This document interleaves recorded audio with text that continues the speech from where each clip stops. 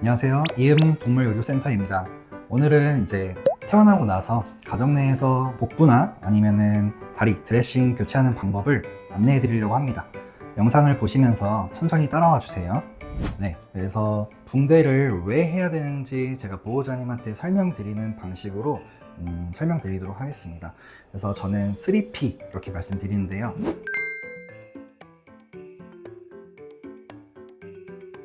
그래서 총 3P라고 보시면 될 것 같고요. 붕대 재료를 간단하게 설명드리겠습니다. 붕대는 세 가지 층이 있어요. 그래서 첫 번째 층에서는 이런 꺼즈 같은 게 필요하고요. 두 번째 층에서는 돌돌 감아줄 수 있는 이런 롤솜이 필요하고요.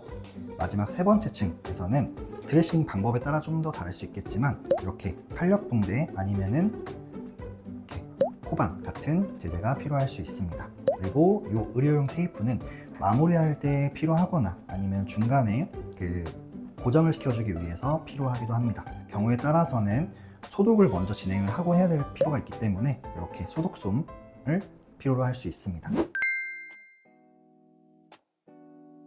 우선은 다리 붕대 하는 방법에 대해서 알려드리도록 하겠습니다.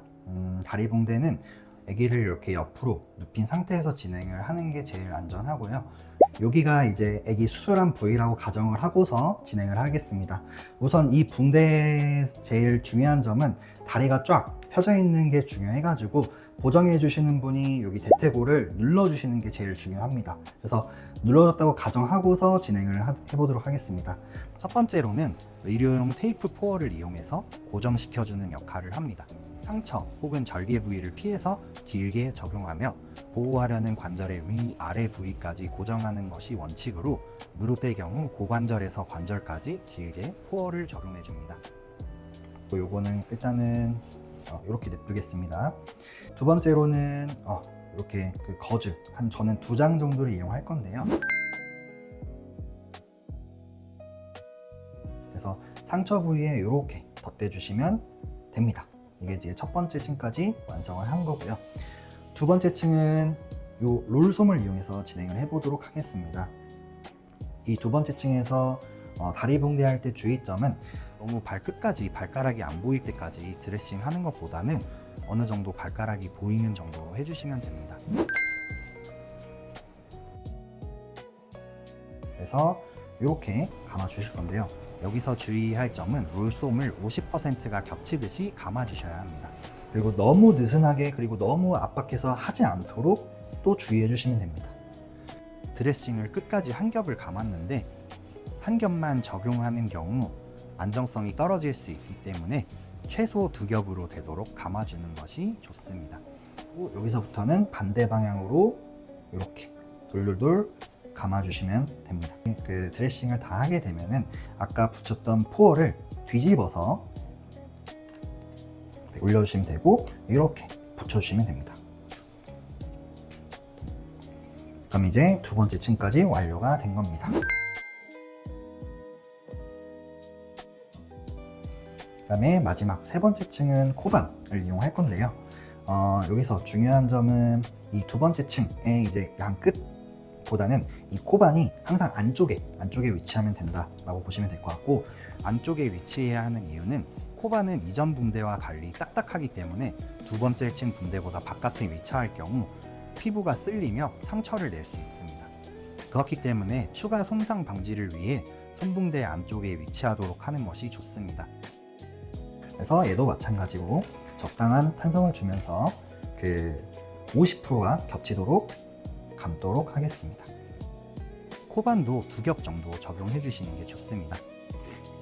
다 감았으면은 이렇게 마무리를 짓도록 하겠습니다.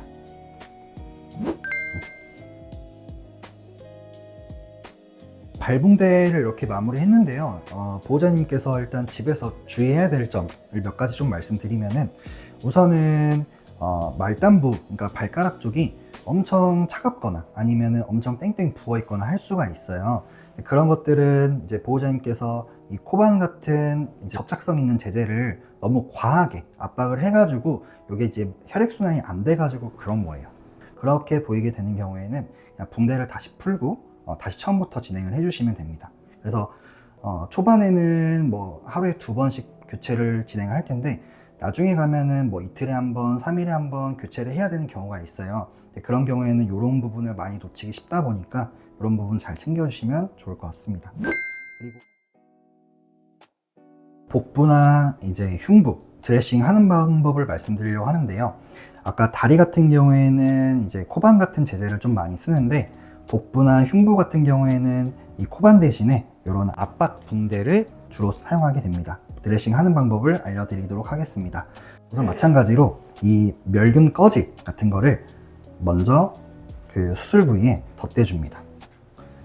그 다음에 롤솜 같은 걸로 2번째 층을 감아주시면 되는데요. 가슴에 가까운 쪽부터 진행을 하게 되면은 이게 흘러내릴 수 있기 때문에 가급적이면은 배의 끝부터 위로 올라가는 식으로 진행을 하시면 되겠습니다. 마찬가지로 2겹 정도 적용해 주는 것이 적절합니다.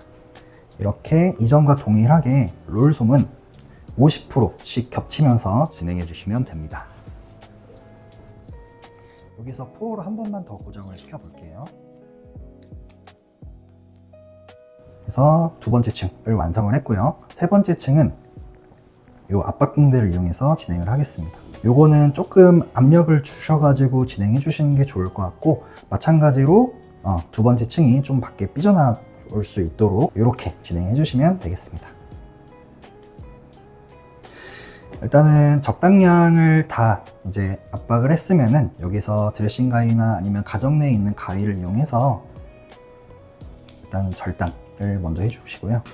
고정은 보통 이렇게 의료용 테이프 같은 걸로 고정을 시켜줘야 돼요. 그래서 주의할 점이 요거를 이제 한 바퀴를 다 감으시는 분들이 있는데 그러게 되면은 애기들이 숨을 잘 못 쉴 수가 있어요. 그래서 테이프는 이 정도 적당한 길이로만 해가지고 적용해 주시면은 마무리가 됩니다.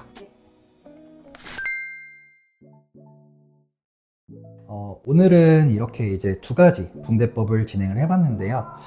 우선적으로 이제 수술한 지 얼마 안 됐거나 이제 개인적인 사유로 조기 퇴원하는 경우가 있어요. 그래서 그런 경우에는 부득이하게 집에서 드레싱을 해야 되는데 수술한 지 얼마 안 되게 되는 경우에는 드레싱을 자주 교체를 해줘야 돼요. 그 이유를 간략하게 말씀드리면은 삼출물이 나오는 거를 흡수시켜주는 역할을 붕대가 하는 거지만, 반대로 얘기해서 그 삼출물이 오래 그 자리에 머물게 되면은 세균 같은 게 번식하기 되게 좋은 환경이 돼요. 그래서 이런 것들은 초반에는 하루에 2번, 뭐 많게는 3번까지 교체를 할 수 있겠다 라고 보시면 될 것 같고, 뭐 이게 좀 안정화되고 삼출물이 많이 안 나오면은 이틀에 한 번, 3일에 한 번 이렇게 교체를 해주셔도 된다고 보시면 될 것 같습니다.